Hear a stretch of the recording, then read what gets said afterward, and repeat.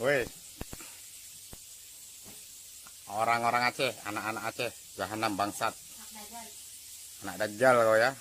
Tapi bukan Aceh Gayo. Kalau Aceh Gayo saya hormati, saya santuni. Aceh yang asli adalah suku Gayo. Kau yang Aceh koar-koar nih, yang aku merdeka, anak Gam, kau bukan asli Aceh lah. Kau itu keturunan Bangla. Bangla, orang Australia, kau itu anak haram. Tahu, bukan orang Aceh. Kau dengar nih kau ya, kau dengar nih.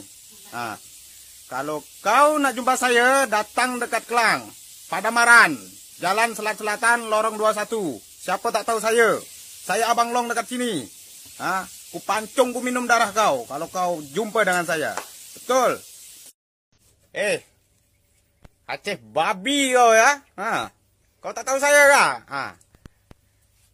Apa kata orang-orang sini ni Aceh ni macam babi lah, anak dajjal. Katanya pemberani anak Gam boleh tahan. Ni mantan TNI ni. TNI masuk kebun. Kau tahu tak TNI masuk kebun? Aku tanya kawan aku dulu. Bro, bentar kau gereng Aceh, bro. Bah, siapa?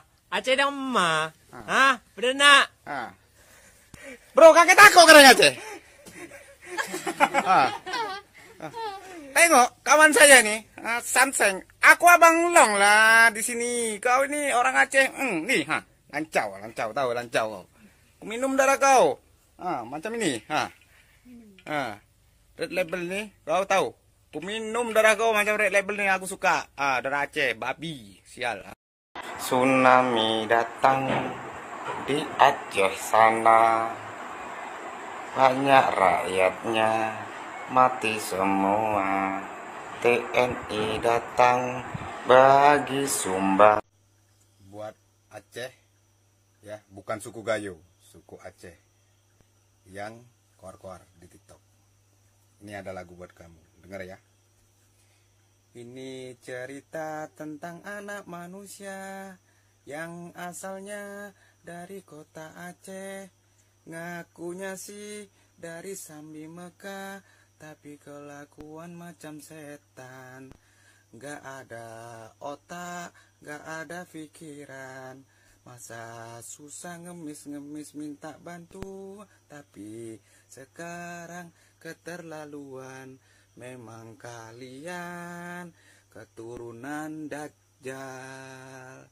Koar-koar di TikTok ngakunya merdeka, tapi sekarang belum juga merdeka. Sungguh kasihan nasib kalian, sekarang jadi Ini muka yang hina Aceh ni.